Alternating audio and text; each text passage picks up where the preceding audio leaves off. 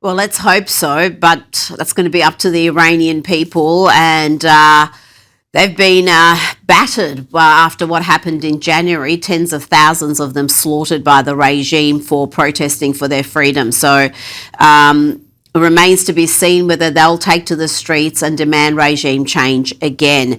Now, let's talk about Keir Starmer. The British Prime Minister is being widely mocked for trying to take credit or pretending he had anything to do with this ceasefire deal.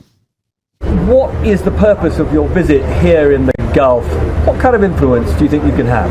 Well, we've just reached this ceasefire, which is both welcome, and I think there'll be a sense of real relief. There certainly is across the region and for the United Kingdom, but there's work to do. We reached this ceasefire, Army.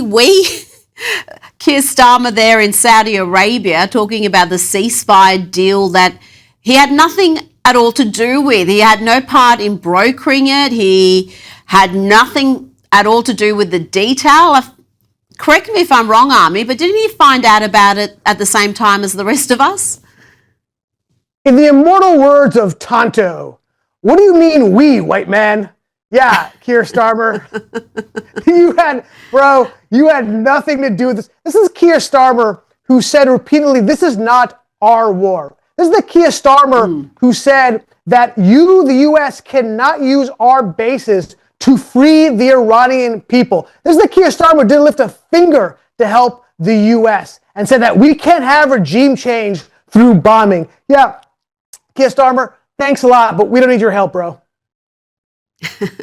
Now, Trump has lashed out at NATO again. He said NATO members had actually gone out of their way not to help with the conflict in Iran. And he said the alliance is a paper tiger that Russian President Vladimir Putin is not afraid of. And he posted this earlier today, Army. He said NATO wasn't there when we needed them, and they won't be there if we need them again. Tell me about the meeting he had with the NATO Secretary General at the White House. I'd imagine that would have been a fairly tense meeting, Army. Yeah, Rute is a big fan of Trump, right? Famously called him daddy. Rute has actually been defender of Trump and NATO. Yeah, I don't think that meeting was actually particularly tense. I got to be honest. I think that Rute kind of agreed with most of what Trump was saying. So I think they're cool. I think that the larger issue here is the way Trump deals with NATO in general. And I can't look, Rita, I will take a victory lap when I'm right, and I will do a mea culpa when I am wrong. And I have been wrong a number of times with Trump when it came to NATO. I remember saying, me and frankly, the rest of the world saying, I can't believe he keeps saying you want to leave NATO, drop out of NATO. It's Trump's way of negotiating, and boy, is he right. In 2017, nearly none of the NATO countries were paying their fair share of their GDP to the military that they contractually were obligated to do. And during Trump's first administration, he got nearly all of them to pay up. And that was because the leverage he put on them was saying, we're going to drop out of NATO. This is all part of Trump's master plan to get NATO to do what it has to do and get them in line for this new world order that we're seeing Trump initiate across the globe.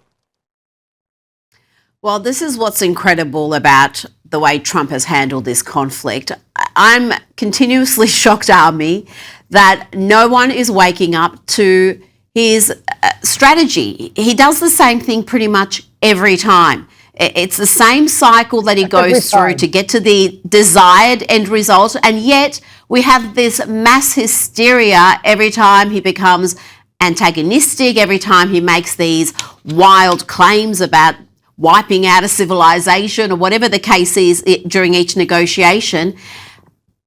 Is the media awake now to what he's doing? Is this just all them buying into the hysteria because it's a good story? Or are they genuinely in shock each time, like they have selective amnesia? He is the GOAT of trolls, the greatest of all time. And they still don't know they're being trolled. It's absolute. How these people have a job in media if they are so gullible and fall into his trap every single time? It's incredible. It really is. Now, we've spoken about the left-wing bias of Apple News.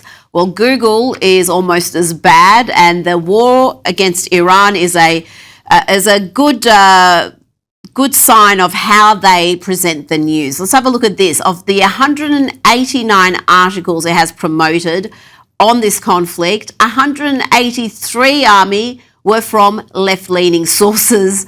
That's according to the Media Research Centre. And I think that helps paint a picture of why so many people are buying into the media hysteria, certainly in this country where they think it's just chaos and the Trump administration is just blindly going to this conflict, not knowing what it's doing, without understanding there's a strategy behind all this. There is a end goal that the administration is trying to achieve. Yeah, it really is incredible to me. Look, the bias is not shocking, right? The bias is what we've seen, not just about this war, but anything when it comes to conservative versus liberals, when it comes to social media, right? Everybody in our business, your company, my business, everyone I know, I deal with, has faced bias across social media, in particular Google and YouTube, but certainly the other ones as well. But it just confounds me that this is where the Democrats, even mainstream Democrats, people who I have a lot of, a tremendous amount of respect for, that they have come out so staunchly against this war. They're coming against a war that is freeing the Iranian people from one of the most brutal, evil regimes on planet Earth. I don't get who they're aligning themselves with. It doesn't make sense to me. I'm not talking about the far left Democrats, the Hassan Pikers and the Rashid Tlaibs. I'm talking about the mainstream Democrats who cannot support Trump. It just shows you the reality and the truth of Trump derangement syndrome. That even this, the freeing of the Iranian people against this evil regime, is something they cannot support. And they're not even like equivocating. They're against it full stop. Ami Horowitz, thank you so much for your time tonight. Always a pleasure.